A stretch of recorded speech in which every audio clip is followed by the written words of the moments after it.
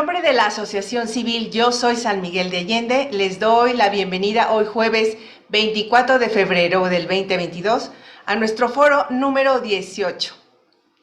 ¿Cómo recuperar la educación tras el impacto del COVID-19? Son las 7 de la noche en San Miguel de Allende y en Guanajuato, desde donde se conecta la maestra Montserrat Bataller, las 5 de la tarde en Ensenada, desde donde se conecta el doctor Eduardo Bakov, y las 3 de la mañana en Jartum, Sudán, desde donde se conecta Vicente A. García. Gracias a nuestros invitados y comenzamos con el foro. El 16 de marzo del 2020, las escuelas del país cierran y se da inicio a la educación a distancia y virtual. La vida de 40,415 alumnos en San Miguel de Allende cambia drásticamente y tenemos algunas gráficas que quiero compartir con ustedes. Le pido a producción que las veamos y la primera gráfica nos habla ahí del total de alumnos que cursan matriculados en el ciclo 2019-2020, hombres, mujeres en azul, hombres en azul, mujeres en rosa. La siguiente gráfica, adelante producción,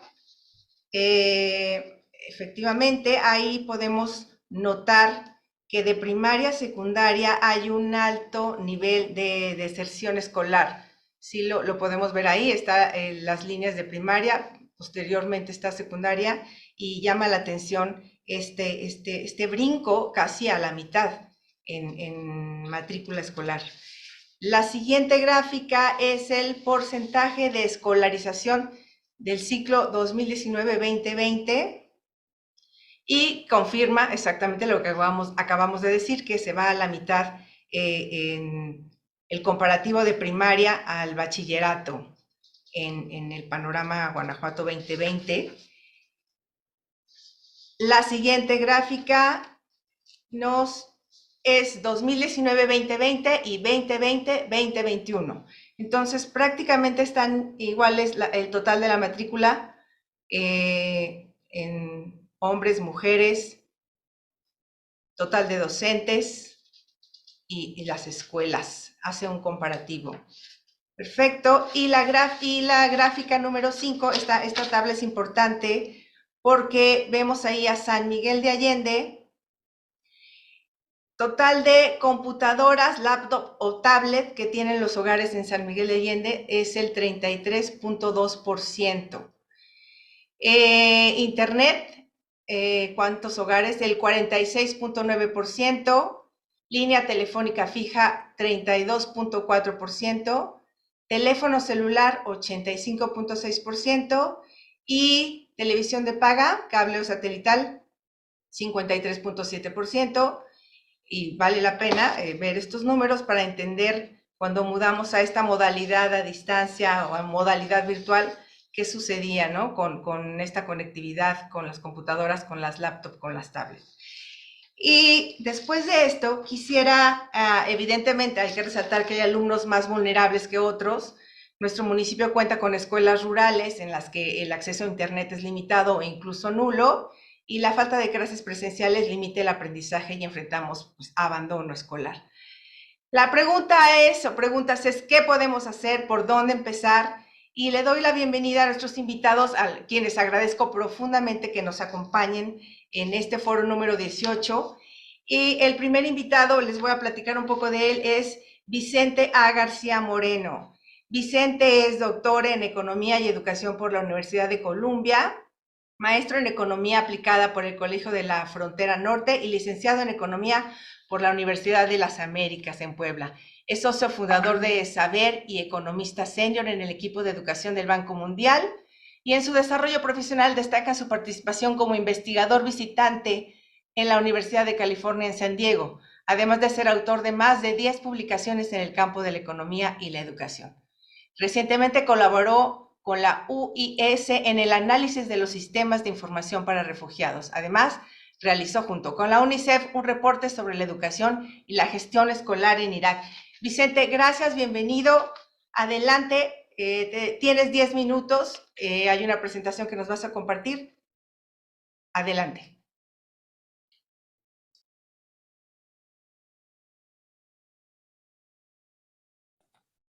Primero que nada, muchas gracias. Creo que no está mal la precisión. Primero, muchas gracias por la invitación y por el foro. Creo que estos foros son muy importantes para abrir la discusión en México sobre el tema.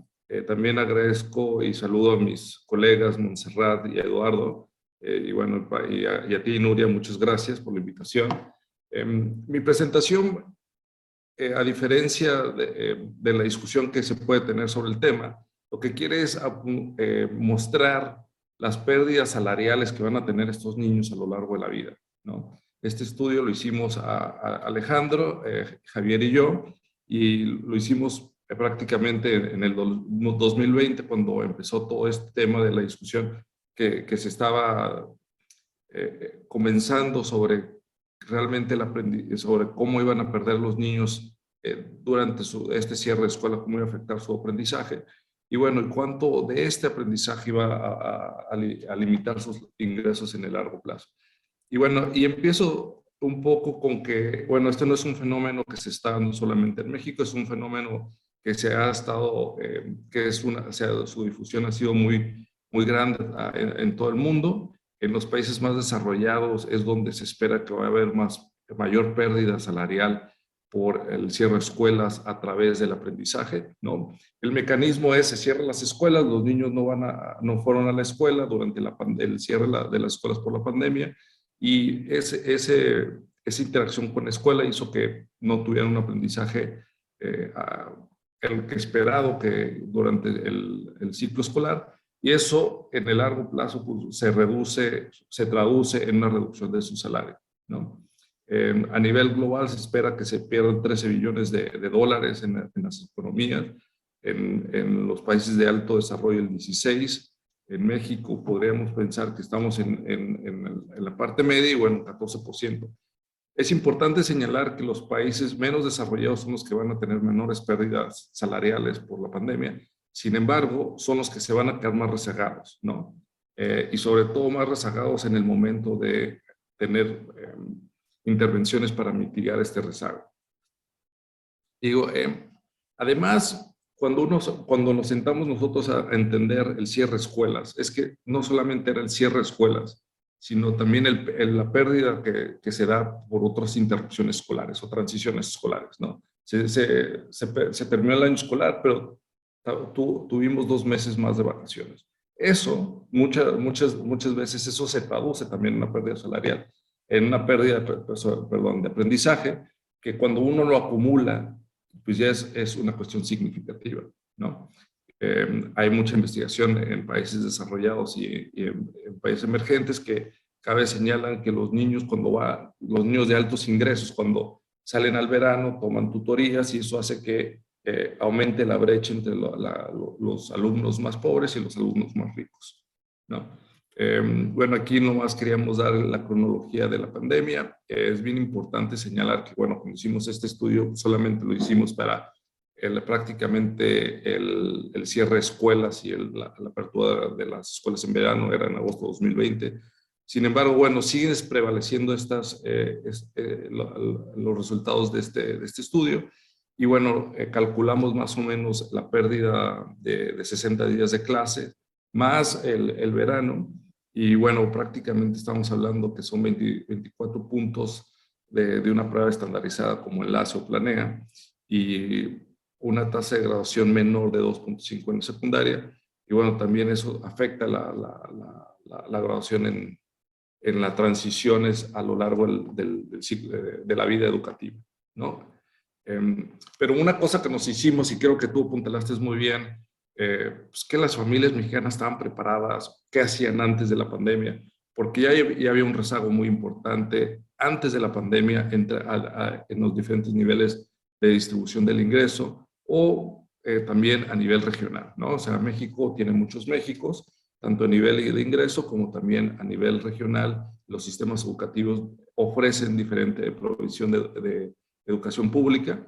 Y bueno, una de las cosas que nosotros hicimos, utilizamos la encuesta nacional de uso del tiempo, y lo que nosotros queríamos mostrar era cuál era la distribución, o bueno, cuál era el tiempo que los padres dedicaban a los hijos, ¿no? Porque ahora se cierran las escuelas, los padres están más tiempo con los hijos, bueno, ellos van a tener la responsabilidad de educar, ¿no? Los hombres, los minutos, el jefe del hogar, hombre, dedica 86 minutos a la semana para cuestiones de educación con sus hijos, la mujer 188, cuando es la cónyuge, que es o sea, cuando es la jefe del hogar son 188, pero cuando es la esposa que está en la casa son 197. Entonces, aquí hay un punto bien importante de resaltar. Primero, bueno, dos puntos. Primero, los hombres dedicamos menos tiempo en la educación de nuestros hijos, pero mucho menor que la mujer. Y dos, es que las mujeres, aunque trabajan, dedican el mismo tiempo que una madre de familia que no trabaja. Entonces, cuando nosotros pensamos en intervenciones o para mitigar el aprendizaje o la deserción escolar, pues también tenemos que pensar quiénes son los actores que nos van a ayudar a mitigar estos, ¿no? Estos resultados. Y lo que nosotros encontramos que la mujer en ese sentido es una base de la educación de los hijos, ¿no? Otro resultado importante utilizando estos datos es que a mayor nivel de ingreso, mayor tiempo le dedicas a tus hijos. O sea, que esto es una cuestión que también aumenta la desigualdad educativa y también el nivel de educación, ¿no? O sea, cuando graficamos los años de escolar del padre o de la madre, vemos que aumenta el tiempo que se le dedica a los hijos que estudian y vemos la diferencia también entre padres y madres, ¿no? Es una diferencia significativa y al mayor nivel de educación las madres todavía dedican más y bueno, esto es muy importante resaltar. En cuestión de lo que tú mencionabas, precisamente de lo que pasa en San Miguel, nosotros utilizamos la ENIC 2018 y nosotros encontramos que el 90% de la población de la distribución más baja, del 50% más bajo de la distribución del ingreso, tiene televisión. Sin embargo, lo que es el Internet y la computadora, bueno, tienen menor medida que la población con el 5% más rica, ¿no? O sea, las diferencias del Internet es significativa. El 50% de la población en México tiene el 21% de acceso, mientras el 5% más rico al menos tiene el 85%. El 12%, el 50% de la población mexicana tiene computadoras, versus el 5% tiene el 74%, ¿no? Cuando hablamos también del gasto educativo, que es importante cuando uno quiere mitigar los rezagos educativos, bueno, las familias, la demanda por educación es muy diferente a lo largo de la distribución del ingreso, ¿no? El 50% de la población gastaba en el 2018 aproximadamente 5,000 pesos de su salario o de su ingreso del hogar en la educación. En enseñanza adicional, solamente 207 pesos. Y para regularizar a sus hijos en términos de certificados o alguna transición educativa, 324. Y estos números definitivamente cambian para la población más rica, ¿no? Y esto es importante señalar porque cuando nosotros pensamos en mitigar y no tenemos intervenciones de demanda educativa, bueno, pues es muy difícil tener un impacto, ¿no? Y lo que estamos viendo es cómo en México, a lo largo de la distribución del ingreso, vamos a tener diferentes oportunidades, ¿no? Ahora, el objetivo de nuestro estudio en aquel entonces era cuál es el potencial impacto del cierre de escuelas en los salarios de esta generación. Y lo que nosotros hicimos fue hacer diferentes escenarios en términos de, bueno, ¿qué pasa si pierden 66 días? ¿Qué pasa si hay una deserción? ¿Qué pasa si nosotros añadimos los 66 días más la parte del verano? ¿Y qué tal si todavía a eso se aumenta o se rezaga el día que entran a la escuela el próximo ciclo escolar, ¿no? Entonces, esos fueron nuestros escenarios y lo que nosotros brevemente estimamos y vimos es que cuando uno piensa que los niños cuando se cerró la escuela ya no aprendieron nada hasta el siguiente ciclo escolar, se perdió alrededor del 8,7% de sus salarios de toda la vida, ¿no? lo que nosotros hicimos fue traer a valor presente todos los salarios que van a tener en el futuro y ver cómo iban a perder porque tienen menor educación y aprendieron menos, bueno, sus salarios van a disminuir 8.7, ¿no? Cuando pensamos, bueno, que hubo medidas que mitigaron este rezago educativo al 50%, decir, bueno, tuvieron acceso a televisión, tuvieron acceso a internet, a educación remota y solamente alcanzaron a aprender el 50%, aún así la pérdida es del 6.9%, lo cual significa que el aprendizaje no es lineal, como nosotros pensamos, y tampoco es lineal en el tiempo, ¿no? Un escenario que nosotros pensamos fue, bueno, ¿qué pasa si retrasamos la vida laboral de de toda esta generación y en vez de salir al mercado cuando ellos tenían pensado, se esperaba, hacemos que repitan ese mismo año y van a perder un año de su vida laboral? Bueno, este es el escenario donde realmente se tiene menor pérdida salarial. Lo que significa es que estarían perdiendo el último año de su vida salarial, que va a ser aún así muy baja, porque ya está en la parte decreciente de su productividad. Y bueno, nosotros hicimos este cálculo de estos escenarios. Una cuestión, bueno, un escenario, bueno, no es escenario, bueno, pero una de las cosas que tratamos de ahondar más es cómo se repartían estas pérdidas educativas a nivel escolar. Y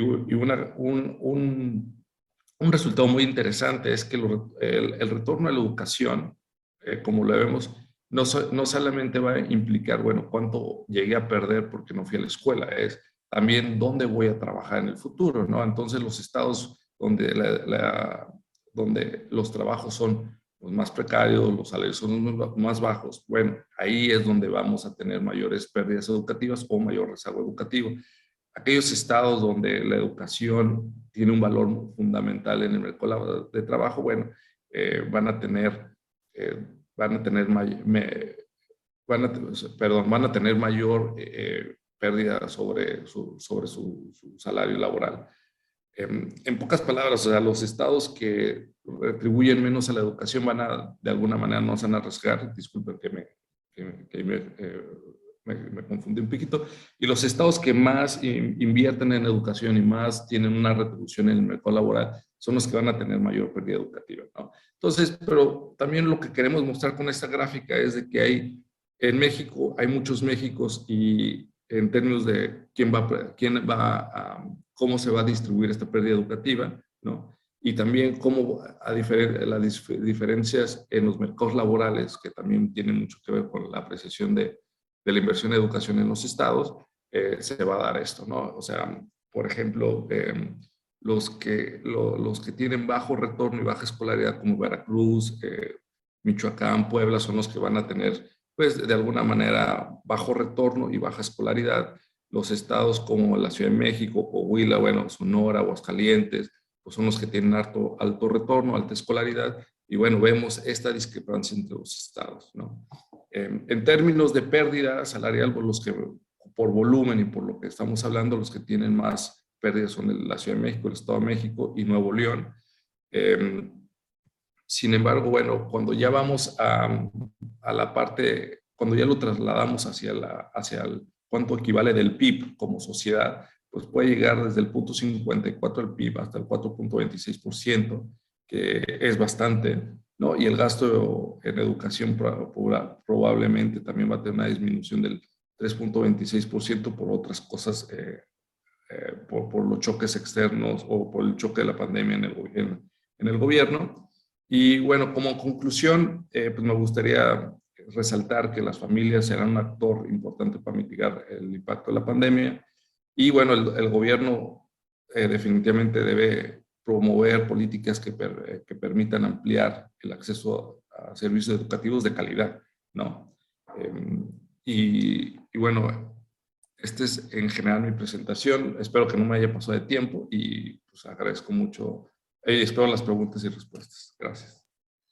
Gracias, Vicente. Realmente no conocíamos este panorama. Las cifras son alarmantes.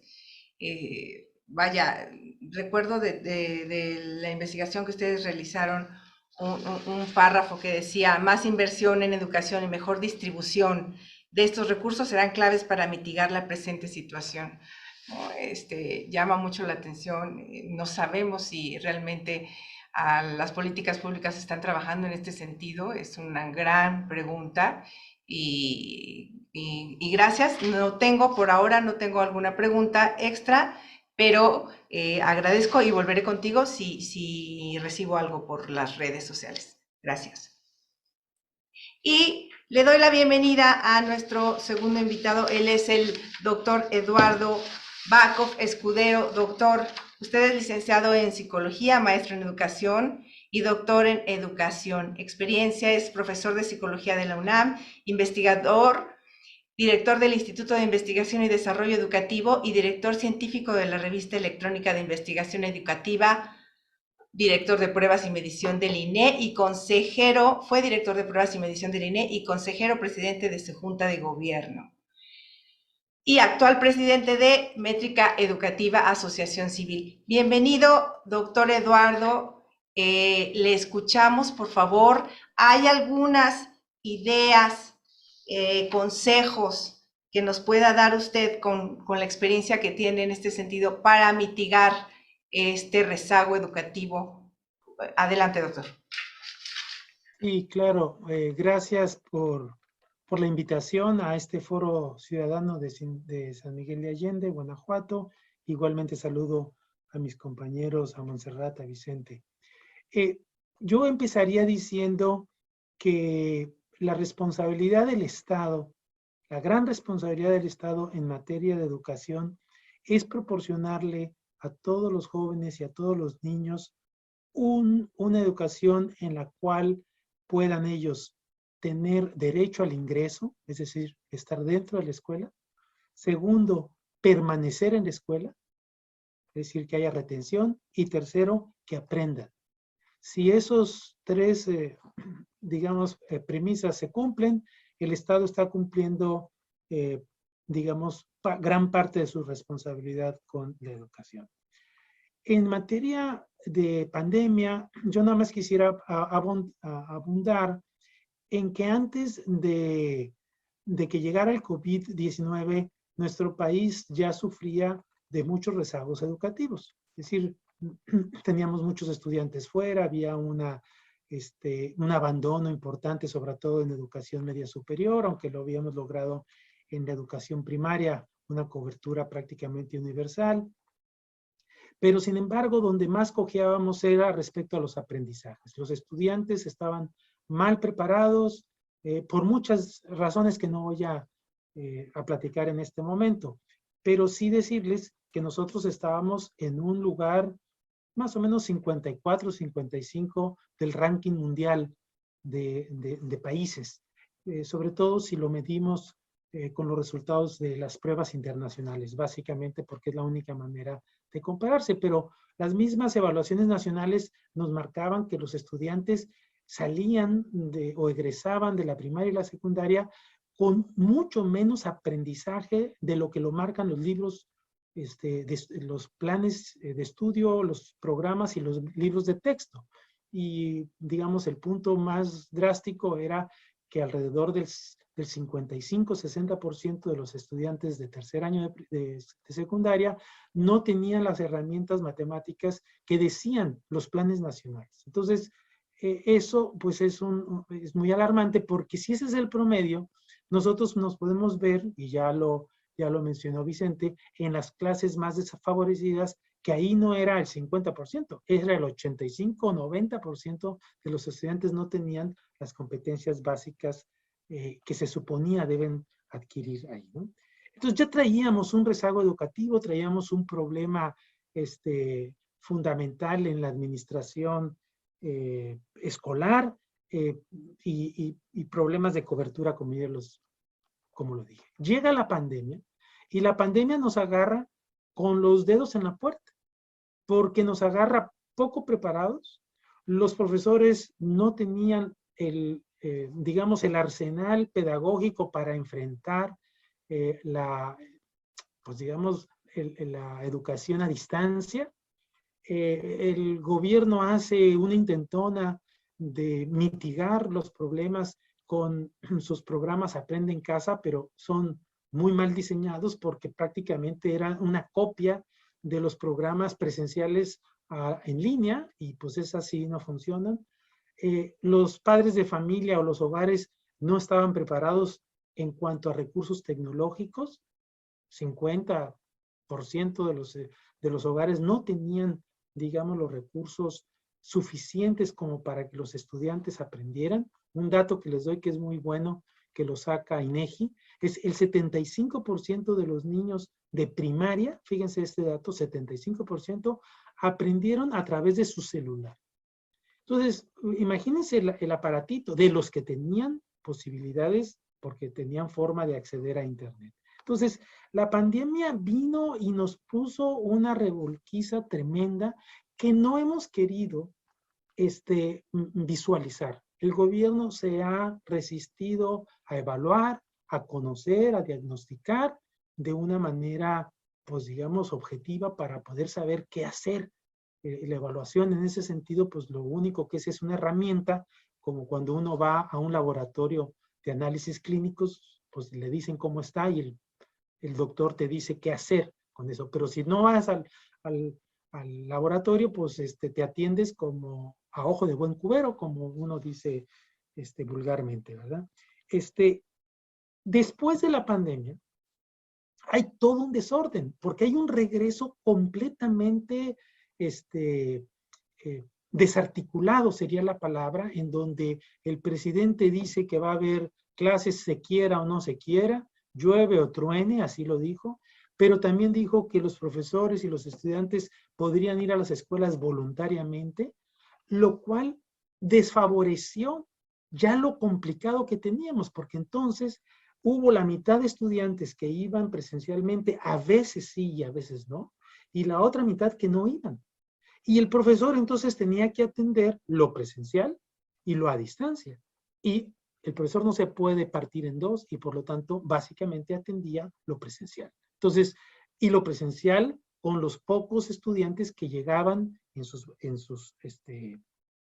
los días que podían ir o que querían ir. Los profesores en algunos estados quisieron, no quisieron. Entonces la revoltura, la mezcolanza de esas condiciones sociales poco claras y educativas muy poco bien administradas, pues creó un caos mayor que el que estábamos anteriormente con la educación en línea, a mi manera de ver. Hay muy pocos estudios que te dicen qué tanto impacto ha tenido digamos, en el aprendizaje, la pandemia, pero hay modelos y hay estudios que más o menos nos dicen que nos ha ido muy mal. Sé que en términos generales, estoy hablando de un estudio de Estados Unidos, por ejemplo, mencionan que entre 1 año y 2 años de pérdida de aprendizaje en estos, digamos, 2 años de pandemia. Algunos más, algunos menos, y que los niños que podrían haber sacado muy buenas calificaciones, después de la pandemia, con las mismas evaluaciones, reprobarían todas las asignaturas. Entonces, eso es un tema realmente que nos debe de preocupar. Pero además de la pérdida de aprendizaje, y ya lo dijo Vicente, el abandono escolar es otro de los grandes temas, porque hay una cantidad importante de estudiantes o de jóvenes en edad de estudiar que no están en la escuela debido a varias cosas, pero entre ellas a problemas económicos debido a la pandemia o problemas de salud o problemas familiares, todo esto revuelto, o porque simplemente dijeron, prefiero no estudiar que estudiar en línea, porque en línea no aprendo. O sea, nadie lo dice, pero la gente que sí se salió dijo realmente eran muy malas las clases que nos daban. Por supuesto que hay sus grandes excepciones y creo que a quien hay que felicitar es a los docentes que se enfrentaron sin armas, sin presupuesto, sin saber muy bien de tecnologías y tuvieron que aprender a marchas forzadas y bueno, dieron la cara. Eso a mí me gustó mucho de los maestros. Lo que no sucedió con las autoridades y mucho menos con la Secretaría de Educación Pública. ¿Qué se puede hacer? Porque es la pregunta que me hacen, pero es muy difícil empezar con esa, ¿no? La UNESCO da 3 recomendaciones importantes. La primera es que haya inversión, o sea, que haya una mayor inversión en la educación con propósitos de recuperar lo perdido. Ese es lo más importante. En México no está sucediendo eso. En México se han recortado con la austeridad muchos programas y muchos recursos. Se han ido a las becas, pero no a los programas sustanciales. Entonces, inversión. La segunda es planeación.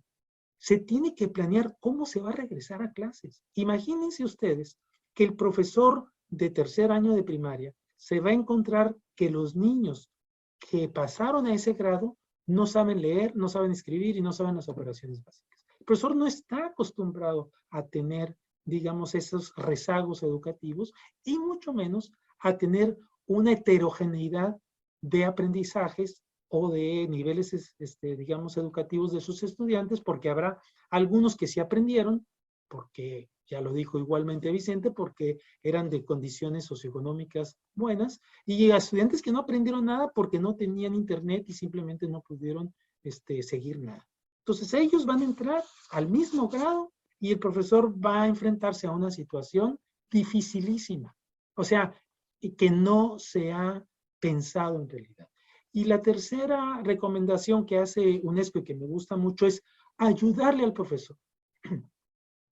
En esas condiciones de heterogeneidad, de bajos aprendizajes, si tú no tienes un apoyo, ¿qué va a hacer el profesor en una clase en donde todo el mundo está en niveles diferentes? Entonces, si tú no lo apoyas con un asistente, con alguien que le ayude a él, va a ser muy difícil hacerlo.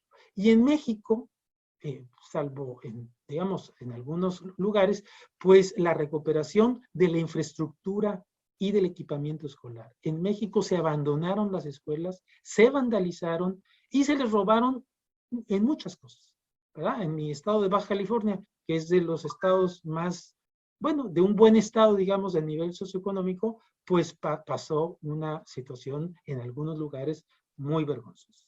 Termino con una reflexión de todo esto. Una, que estamos enfrentando una tormenta educativa en la que no hay brújula, porque no hay evaluación, y en la que no hay capitán, porque no se ve a la secretaria de Educación en ningún lado. Entonces, y sin eso, y no hay planeación, pues ahora sí que nos agarren persinados. Gracias. Gracias, doctor. Hay pregunta. ¿El modelo educativo en México realmente se enfoca en una enseñanza de calidad, en donde los alumnos tengan un aprendizaje significativo, o solo son estadísticas de acreditación? No, digamos, este gobierno cambió, por supuesto, y está cambiando los planes y programas de estudio, pero es una aspiración mundial, y además firmada en los tratados internacionales, y México los ha firmado, especialmente en los objetivos del desarrollo para el 2030, en los sustentables, en donde se habla de que todos los países deben de abonar a una educación de calidad. Entendiendo esto como una educación en donde el estudiante aprenda o tenga aprendizajes pertinentes para la vida, que los adquiera en realidad y que le ayude a su economía, que le ayude a su desarrollo, ¿cómo se llama?, personal y social. Yo diría que en intención la hay, que en acción estamos muy lejos de ello. Entendido, doctor, gracias. Y hay pregunta para Vicente. Hubo un poco de confusión tal vez porque la gente entendió que una manera de mitigar este rezago educativo era regresarte un año a todos los alumnos que volvieran a cursar un año anterior en el que actualmente están. Cuéntanos, Vicente, ¿entendimos mal? No. Uno de los escenarios, y gracias por la pregunta, gracias, agradezco la pregunta, y qué bueno que la mencionaron. Una de las cosas que en ese momento recomendamos en agosto del 2020 era, bueno, como no terminó bien el año y aunado a lo que decía Eduardo de que hay demasiados rezagos educativos en términos de aprendizaje, aquellos que ya, o sea, prácticamente, como no pudieron terminar bien el año, que todo el mundo repitiera ese mismo año. Entonces, si yo iba a salir de la escuela, de la universidad a los 24 o de la prepa a los 18, pues ahora voy a salir a los 19, pero voy a repetir el año que hice, que no terminé de pandemia, que eso iba a reforzar mis conocimientos, pero lo único que iba a afectarme era mi último año de mi vida laboral. Cuando tengo 65 años, ahora voy a tener 66 cuando salgo del mercado laboral, y eso iba a hacer que mis retornos a la educación en ese momento van a ser muy bajos, pero no iba a perder tanto en la vida laboral.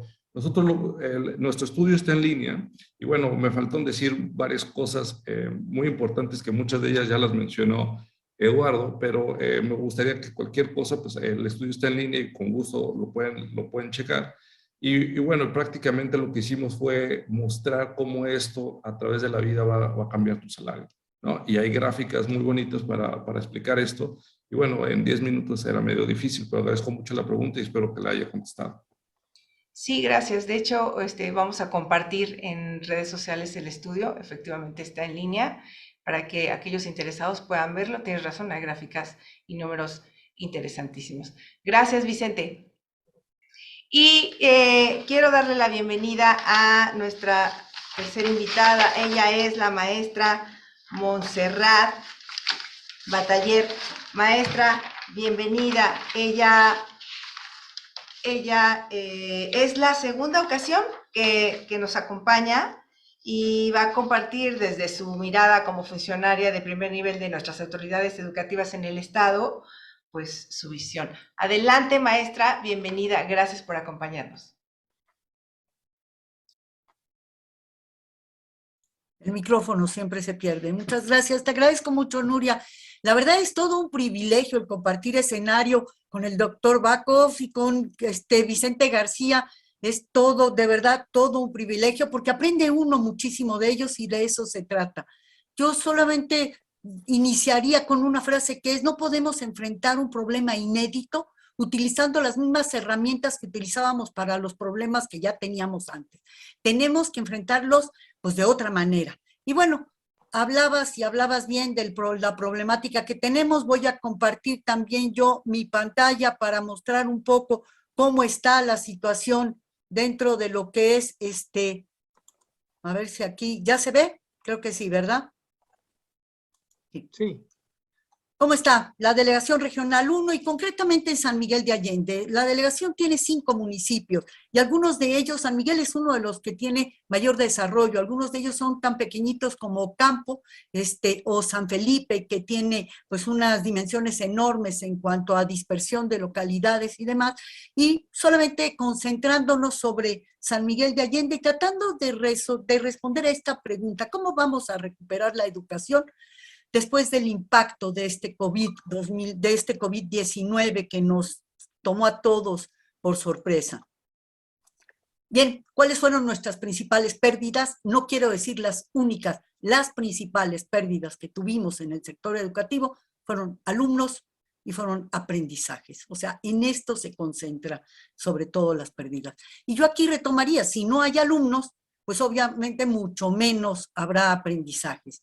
¿Qué fue lo que perdimos? ¿Cómo estuvo? Antes de la pandemia teníamos 47,000, casi 48,000, casi 46,000, perdón, alumnos en San Miguel de Allende nada más, distribuidos, como bien lo dices, en preescolar, primaria y secundaria. La matrícula estaba así, en el ciclo escolar 19-20, que fue cuando inicia la pandemia, ¿sí? Y cómo fue transitando en los otros.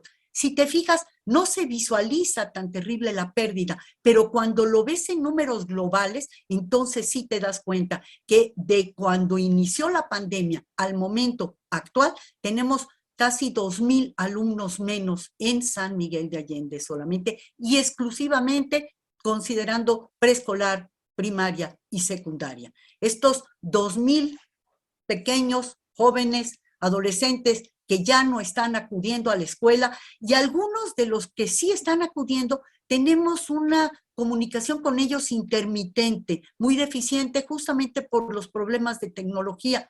Y aquí yo agregaría: una sola computadora para 4 o 5 hijos en una familia, pues resulta obviamente insuficiente.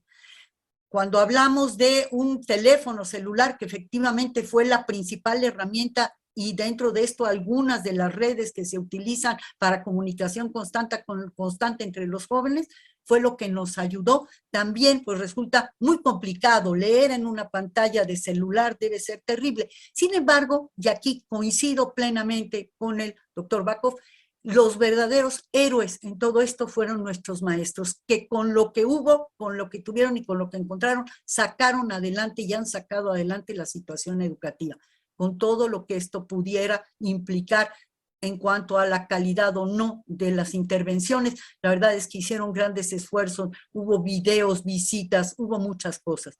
Guanajuato hemos intentado regresar a las aulas. Estamos volviendo a las aulas en septiembre, regresamos nuevamente, abrimos los salones, empezamos con un aprendizaje híbrido. Es verdad, no es la mejor alternativa. Volvimos y pedimos entonces integrar ya la población completa para tener ya educación presencial. Aquí sí, pidiendo a los padres de familia que confiaran, que hemos comprobado, la escuela es el lugar más seguro para los chiquitos, para los jóvenes. Si bien es verdad que se presentan casos de COVID en los niños o en los jóvenes y adolescentes, estos no se dan dentro de la escuela, se dan en el entorno familiar, se dan en el entorno social, allí es donde se contagian, pero se reportan en la escuela, porque es donde tenemos la posibilidad de saber quiénes están o no contagiados, ¿sí? ¿Cómo se dio esto? Cuando inició la pandemia, 2019-2020, sí, la mayor deserción se presentó en las escuelas públicas, ubicadas en la zona rural. Fueron los primeros porque perdimos contacto con ellos. O sea, nos topamos con una situación y no teníamos cómo establecer contacto con ellos. Y aquí yo quiero mencionar nada más que bueno, nosotros estamos atendiendo 558, tenemos 558 localidades en San Miguel de Allende. 558, y de estas localidades atendemos 168. Las otras son tan pequeñitas que no tienen una escuela como tal. Estos alumnos acuden a una escuela de concentración y este punto es también muy importante, ¿sí? Dentro de estas 168 localidades tenemos 482 escuelas. De estas 106 son escuelas multigrado. Y dentro de estas también hay 20 escuelas que son CONAFE, que pertenecen al sistema de CONAFE, que es quien nos apoya en la atención de las localidades más pequeñas. Pero esto da una idea de la complejidad para poder trabajar en todo esto. ¿Qué sucedió? Bueno, pues obviamente tuvimos los grados con mayor deserción, en este caso fue el preescolar, que fueron los primeros con los que perdimos contacto también, porque son pequeños que no saben leer y escribir, que obviamente no podían atender las indicaciones de las maestras y se perdió mucho contacto con ellos. En el 2021 esto cambió. En el ciclo escolar 2021 a quienes perdimos fue a los de las escuelas privadas. ¿Por qué?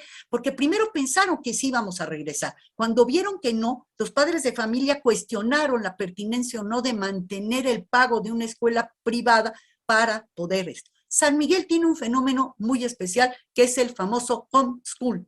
¿Qué quiere decir? Los padres asumieron al interior de sus casas la educación de sus hijos. En esto que bien comentaba Vicente, que tiene que ver con dedicar un tiempo a sus hijos. Las madres de familia estaban en trabajo a distancia y empezaron a dedicar tiempo. Y esto nos hizo perder un poco los números o los datos y se ven como deserciones que pueden no ser una deserción de la educación, sino más bien una deserción escolar y que obviamente hay que recuperar. No se perdieron totalmente porque no los dejamos ir, no se les soltó, se les mantuvo el lugar en sus escuelas, al menos en las escuelas públicas, para que no perdieran el ciclo escolar, ¿sí?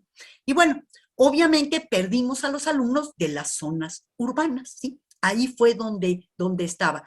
Y por último, este ciclo escolar, ¿dónde se presenta? Porque este fenómeno del virus ha ido mutando incluso en la problemática que nos va presentando, ¿sí? Y en este momento donde tuvimos la mayor deserción fue en el tránsito de primaria a secundaria. Los alumnos egresaron de la primaria y ya no los recibimos en la secundaria. ¿Qué sucedió? Factores económicos, muchos de ellos, porque esto se da muchísimo en la parte que tiene que ver con el medio rural. Y entonces los padres de familia pudieron incorporar al hijo o incorporaron al hijo a cuestiones de tipo laboral y en este momento pues no han regresado nuevamente a las aulas porque todavía ahorita no hemos logrado activar las escuelas al 100%.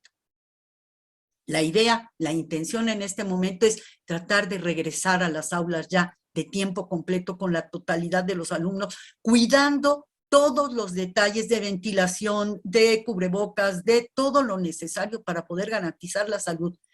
Y esta es nuestra intención. Sin embargo, reconocemos que lo más importante para la Secretaría de Educación, para el gobierno del Estado, es justamente la salud de nuestros niños. ¿Sí? Entonces, bueno, este es como un panorama de cómo ha ido cambiando, cómo hemos venido visualizando y demás. Esto lo sabemos por los datos del sistema de control escolar. Guanajuato tiene un sistema de control escolar muy robusto, en donde podemos ver inclusive calificaciones, evaluaciones, y donde se incorporó el dato de qué tanta comunicación tienes con los alumnos. Tienes poca comunicación, no tienes comunicación o tienes mucha comunicación con ellos y a través de qué medio. Fue así como pudimos saber que estábamos trabajando principalmente con teléfonos celulares. Bien, el otro problema que tenemos, aprendizajes, y en esto lo decía muy bien el doctor Bakov, si no medimos, si no evaluamos, pues no sabemos. La Secretaría de Educación Pública sacó una herramienta de aplicación en cada aula con relación a un diagnóstico. Es esta herramienta de evaluación diagnóstica que cada maestro aplicaba y demás, ¿sí? Tenemos aparte en Guanajuato el CISAT, un sistema de atención temprana que maneja especialmente todo lo que tiene que ver con lectura, con escritura, con razonamiento lógico, que también lo hacen los maestros. Pero esto no iba a ser suficiente para enfrentar y para poder definir cuáles iban a ser o cuáles van a ser las acciones que vamos a implementar en Guanajuato. De ahí que se implementó con el apoyo de la UNESCO RIMA. Es la recopilación de información para la mejora de los aprendizajes, la cual está coordinada por nosotros y que está encaminada justamente a identificar cuál fue el estado, en qué estado está la educación, los aprendizajes indispensables, todo lo que tiene que ver con español, matemáticas, habilidades socioemocionales, porque este es un rubro también que se ha visto muy, muy trastocado. La parte de lo socioemocional en los alumnos, esta situación de enfrentar pérdidas familiares, de estar durante un tiempo aislados en sus casas, con su familia, en situaciones que en muchas ocasiones desconocemos. La idea era conocer estas situaciones y ver cómo lo estaban enfrentando o cómo lo están enfrentando nuestros alumnos. Esta prueba se aplicó ya y estamos en espera de poder recuperar toda la información. Justamente la próxima semana se van a hacer pruebas para ver con qué calidad está saliendo la información que tenemos, una prueba estandarizada y les digo con apoyo. Ahora, no se puede comparar con nada. ¿Por qué? Porque lo que queremos saber ahorita no es qué tanto, qué peor, si estamos peor o mejor que antes, más bien queremos saber cómo estamos, ¿sí? Y qué tanto, y contra lo que está trabajándose es contra lo que se debería haber alcanzado en cada uno de los grados escolares que estamos evaluando, ¿sí? Que es básicamente de tercero de primaria, de cuarto, quinto y sexto de primaria, primero, segundo y tercero de secundaria, ¿sí? Entonces, este es como lo que estamos haciendo ahora, media superior. En media superior ha sido todavía más complejo porque buena parte de los servicios son federales.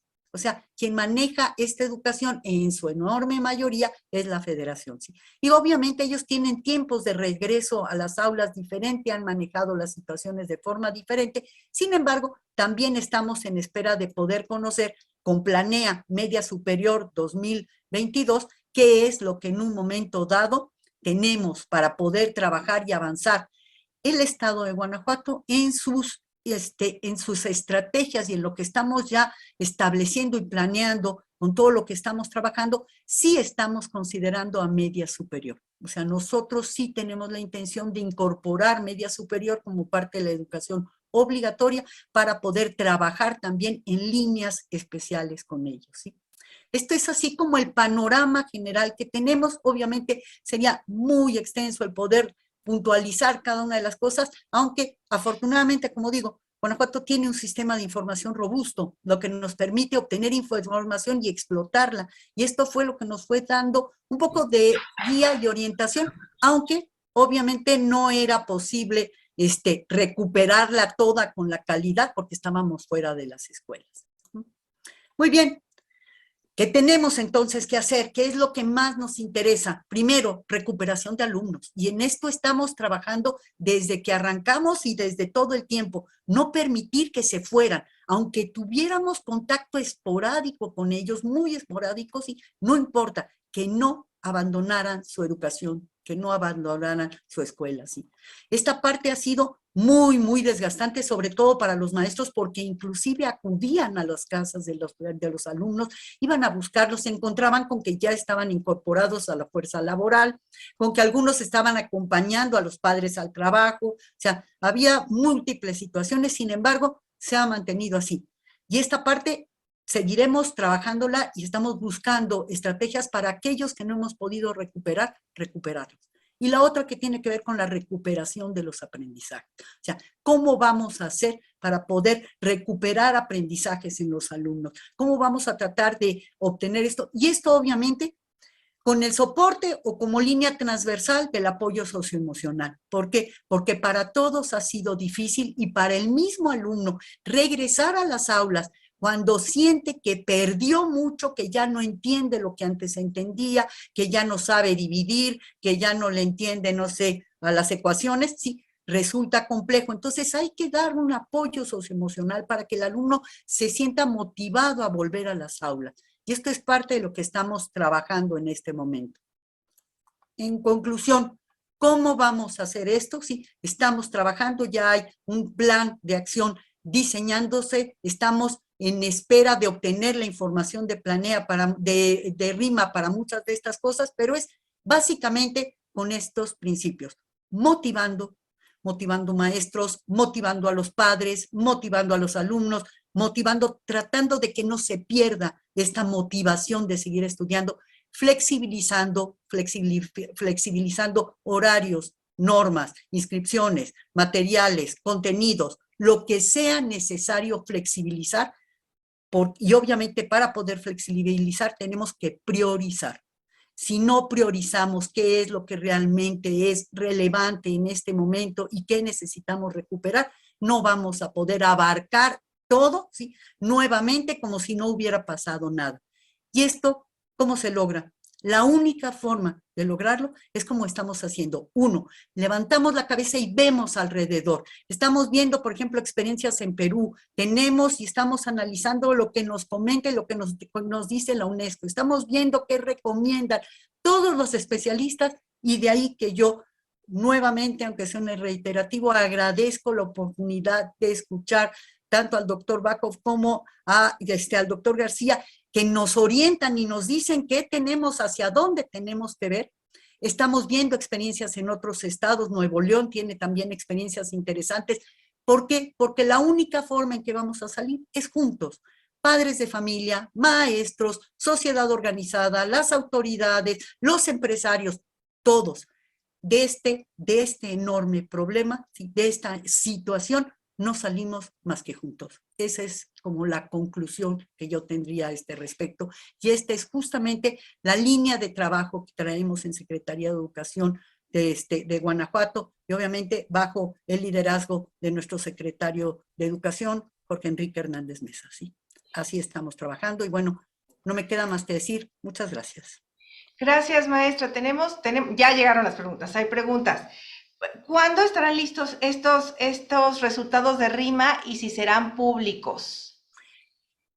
Van a estar listos en marzo. Ya de hecho, en marzo tendremos todos estos resultados. Y bueno, esto de hacerlos públicos van a ser útiles para los padres de familia, van a ser útiles para los maestros. A ese nivel de público se va a dar, ¿sí? ¿Por qué? Porque son herramientas de trabajo. No se trata de ver cuán mal estamos y empezar a decir qué barbaridad, ahora que... No. Se trata de instrumentos de trabajo. Sí se van a publicar, pero por escuela, en cada uno de donde tengan utilidad estos datos. Y tenemos a docentes conectados viendo el foro y preguntan, ¿cómo motivan al docente? ¿Cómo se va a motivar al docente? Porque estamos agotados. Es lo que... Lo sabemos, ¿sí? Y bueno, ese es justamente el reto. Estamos viendo cómo vamos a motivar, y no solamente desde dentro de la Secretaría, sino sumando a toda la sociedad, a toda la comunidad, para poder, sí, sabemos que están agotados, y de verdad, yo sé que no es suficiente con decirles gracias por todo el esfuerzo que han dado, gracias por ese extra, gracias por no dejar ir a sus alumnos, por estar siempre al pendiente y demás. Sé que no es suficiente, pero bueno, ya se nos ocurrirá, ya encontraremos, porque además no solamente estamos pensándolo desde aquí, sino que estamos sumando a más gente que nos pueda decir de qué manera se puede motivar. Gracias, maestra. Nosotros ayudaremos para dar ese mensaje, para tratar de motivar a los docentes. Y tengo una pregunta a manera de conclusión para los tres, es ¿cuál es la recomendación que ustedes nos darían a nosotros, los ciudadanos, padres de familia, maestros, alumnos, para enfrentar esto? ¿Para qué sigue? ¿Qué nos recomiendan? Adelante, Vicente, por favor. Bueno, pues muchas gracias y muchas gracias, Montserrat, por la presentación y por lo que están haciendo. Me parece muy apropiado. Yo me gustaría un poquito más generalizarlo tanto para las familias como para la sociedad civil, y bueno, también para algunas recomendaciones para la Secretaría de Educación. Nosotros vivimos una federación, y el Estado, la Secretaría de Educación Pública, bueno, en cierta manera ha estado rebasada, como dijo Bakov, bueno, Eduardo, perdón, y yo creo que los estados están haciendo un papel bien importante, ¿no? Los estados creo que pueden innovar, pueden hacer cosas muy importantes para reducir o mitigar esta pérdida, y yo lo vería más bien, el COVID vino para darnos la oportunidad de repensar el sistema educativo y repensar lo que estamos haciendo bien y lo que estamos haciendo mal.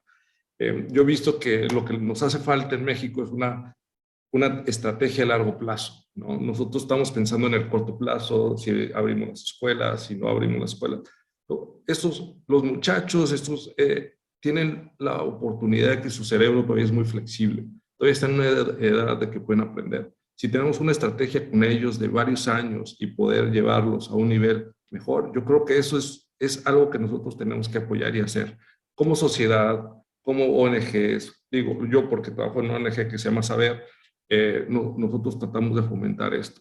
Y digo, las autoridades educativas tienen todavía que ir un poco más allá con esta estrategia, porque involucra a los maestros. Los maestros han sido una pieza bien fundamental sobre esto, pero también necesitamos una pieza, que esta pieza, cómo llevarla a largo plazo, porque, o sea, como lo mencionaron, han sido parte de este engranaje que se ha movido de alguna manera durante esta crisis, pero al mismo tiempo tenemos que llevarlo de una manera diferente para el largo plazo, ¿no? Y lo digo porque en México desde el 2000 empezó a haber una digitalización en las escuelas de una manera bien desordenada, hubo programas de capacitación de habilidades digitales a los maestros, pero de una manera muy desorganizada. Se quitaron programas, se construyeron otros, llegó otra administración. Entonces no tuvimos una planeación de largo plazo, tuvimos recursos, pero no pudimos hacerlo, ¿no? O sea, no hemos concretado cosas en el largo plazo en cuestión de capacitación de maestros, políticas de digitalización, etcétera. Esto también implica mayores gastos, y ya lo decía Eduardo también. O sea, nosotros no podemos dejar de invertir, ¿no? Nosotros no podemos dejar de invertir, y este es el momento de invertir en educación, tanto los padres de familia, y sé que suena un poco fuerte, pero pues, la crisis que vivimos también económica, también esto afecta nuestro bolsillo, nuestro poder adquisitivo y cómo vemos esto. Pero yo creo que la educación tenemos que verla como sociedad, como una inversión, no como un gasto. Nosotros tenemos que recuperar esa inversión y tenemos que utilizarlo para en realidad hacer que la educación sea un factor de movilidad social. Hoy en día hay muchos estudios en México en los que hemos podido entender que la educación juega un papel bien importante en la sociedad, ¿no? O sea, en la democratización, en la salud y sobre todo en la vida productiva. Entonces, mandar este mensaje muy importante entre los padres de familia, entre los actores educativos, creo que es fundamental. Hay muchos estudios en el mundo y algunos muy pocos en México en los que dicen cuando uno le enseña al niño cuánto va a ganar en su vida y dónde quiere estudiar y qué quiere hacer de grande, cuando están chavos, ellos mejoran en matemáticas, tienen mejores decisiones dentro de la escuela. Entonces, creo que nosotros como sociedad tenemos que valorar más la educación, ¿no? Y eso es un papel fundamental para todos, ¿no? Y esto que estás haciendo, Yo Soy San Miguel de Allende, creo que es súper importante, ¿no? Llevar el tema y decir, bueno, pues ya, tenemos crisis, tenemos problemas, ¿cómo los solucionamos y cómo lo hacemos? Una cosa que para mí ha sido fundamental, que he visto que nadie está poniendo atención, es la educación inicial. La educación inicial va a tener costos muy grandes por la pandemia, ¿no? Por muchos factores, y podríamos tener pláticas más adelante, pero yo enfatizaría que la educación inicial tenemos que invertir más, ¿no? Finalmente, lo que decían, lo que decías, Montserrat, sobre medir, ¿no? Sobre evaluar diagnósticos. Y para mí, hoy estamos en un mundo que tenemos todas las herramientas para poder llegar a individualizar la educación, para seguir al niño, para tener un contacto con el niño. La educación provista para todo el mundo, intervenciones para todo el mundo, no sirve. Necesitamos llegar a los niños, necesitamos llegar a los padres de familia. Tenemos la tecnología, tenemos ya el conocimiento cómo podemos hacer estos diagnósticos y que no sean diagnósticos de decir, bueno, es que tú eres malo, eres bueno, es cómo mejorar, cómo podemos utilizar esta información para ponerte a ti tu carrera educativa de una manera bien diferente, porque tienes características diferentes y porque eres un ser humano diferente. Entonces, yo creo que por ahí va. Y bueno, les agradezco muchísimo este foro. También le extraño mucho México y espero verlos pronto por allá. Gracias. Gracias, gracias. Sabemos que son las 4 de la mañana en donde estás. Muchas gracias. Doctor Eduardo Baco, resumiendo y concluyendo, por favor, la misma pregunta, ¿qué mensaje nos da a los ciudadanos? Bueno, primero que estamos bajo una situación que nunca se había presentado de esta manera en el mundo entero. Es decir, estamos ante una situación inédita y que nos tenemos que reinventar, como bien lo dijo Montserrat y también Vicente. Nos tenemos que reinventar y debemos de aprovechar la educación como para que realmente sea una palanca de formación y de superación social de las personas. Debemos de trabajar en ello. Yo sí creo, probablemente, a diferencia de otras personas, que sí creo que es importante transparentar. La rendición de cuentas es muy importante. No para criticar malamente, sino para que los ciudadanos tenemos el derecho de saber cómo estamos. Y en una situación como en una enfermedad gravísima, ¿verdad? Debemos de enterarnos por más doloroso que sea esa situación. Yo, de paso, felicito a Montserrat y a todo lo que está haciendo en educación. Me parece muy importante porque hay que recuperar. Lo importante ahorita es recuperar lo perdido. Y hay dos cosas perdidas, o tres. A los estudiantes que se fueron, la infraestructura que se deterioró y los aprendizajes que se quedaron en algún lado escondidos. Entonces, hay que hacer todo lo posible para poder recuperar. Decían unos investigadores que uno de los temas más importantes que afectó el aprendizaje de los estudiantes es algo que le llaman el efecto de pares. Es decir, que los estudiantes no tenían a sus compañeritos para aprender de ellos. Y el efecto de pares es muy positivo para los estudiantes de menores recursos socioeconómicos porque aprenden de los demás estudiantes. Entonces, en esto yo diría, debemos de alentar el regreso a clases. Lo deberíamos de haber hecho desde hace un año.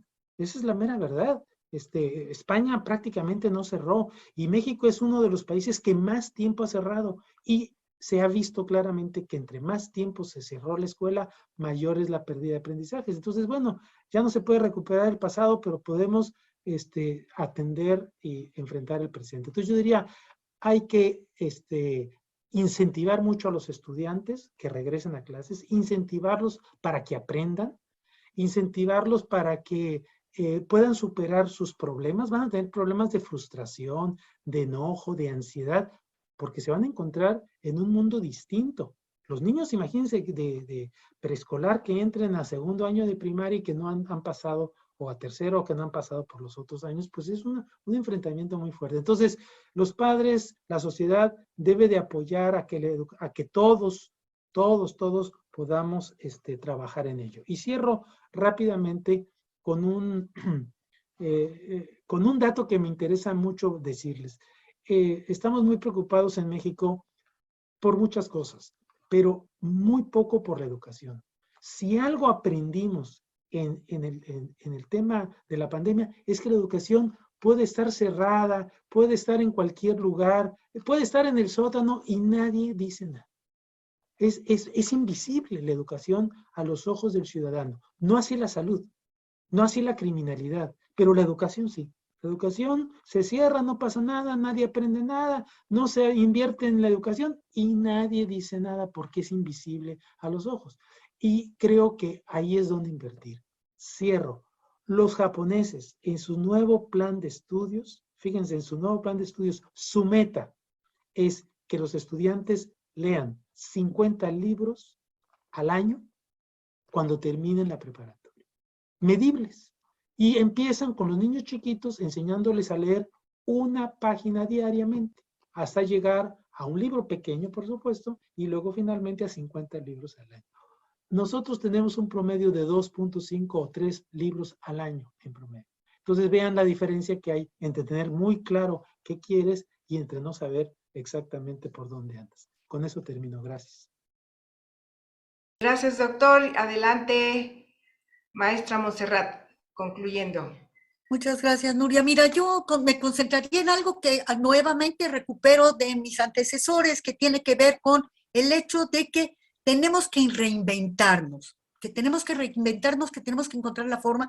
Y también esta parte de lo que decía Vicente, de que la pandemia es y fue una oportunidad, y es cierto, ¿sí? Una oportunidad para reinventarnos y una oportunidad para incorporar esto que sí aprendimos durante la pandemia, esto que sí nos deja de positivo la pandemia, que es, uno, que los padres de familia son insustituibles.